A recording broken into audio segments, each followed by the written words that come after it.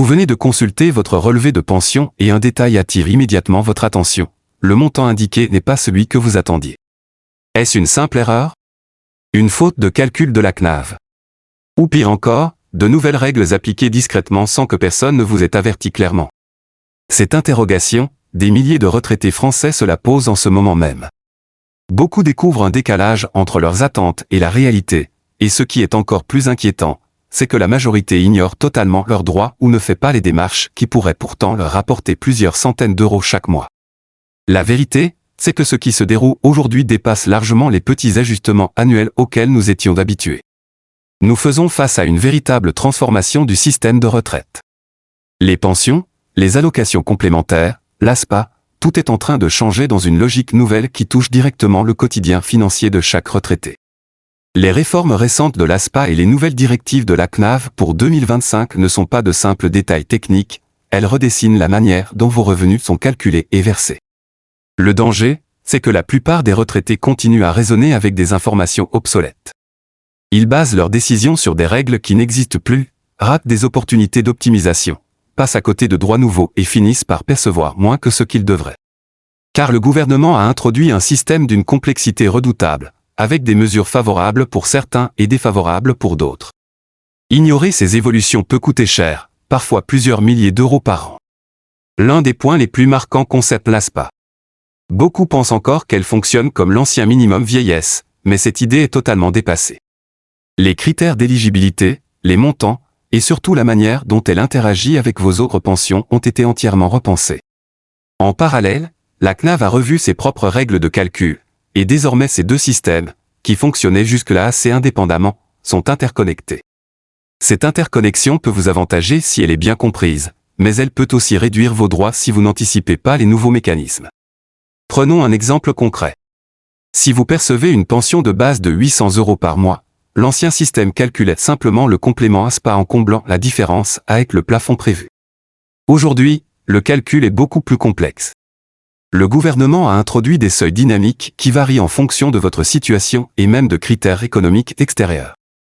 Résultat, votre allocation peut fluctuer d'un mois à l'autre sans que votre situation personnelle n'ait bougé. Cette logique est présentée comme une manière de rendre le système plus réactif et plus ciblé, mais dans la pratique elle ajoute une complexité administrative qui laisse beaucoup de retraités dans le flou. Et le plus frappant, c'est que les nouvelles règles n'affectent pas tout le monde de la même manière.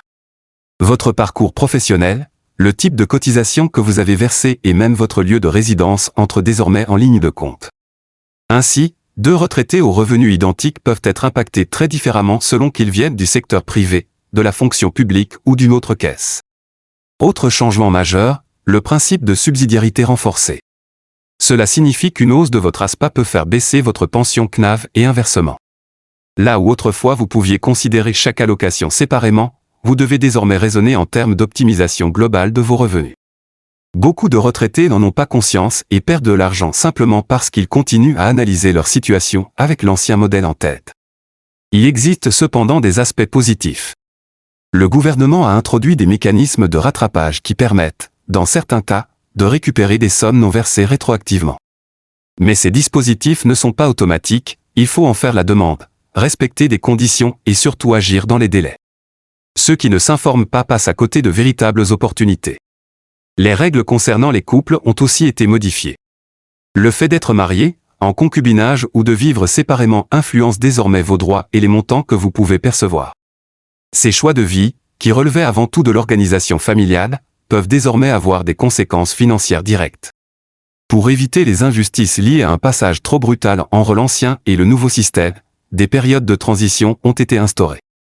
Mais là encore, ces mécanismes ne s'appliquent pas automatiquement, vous devez les demander pour en bénéficier. Et comme si cela ne suffisait pas, toutes les caisses de retraite n'ont pas appliqué les changements au même rythme. Certaines sont déjà alignées, d'autres encore en phase de transition, et d'autres attendent toujours les dernières instructions. Cela crée des situations absurdes où deux retraités au profil identique se retrouvent avec des pensions différentes simplement en fonction de leur caisse de rattachement. À cela s'ajoutent les nouvelles obligations déclaratives.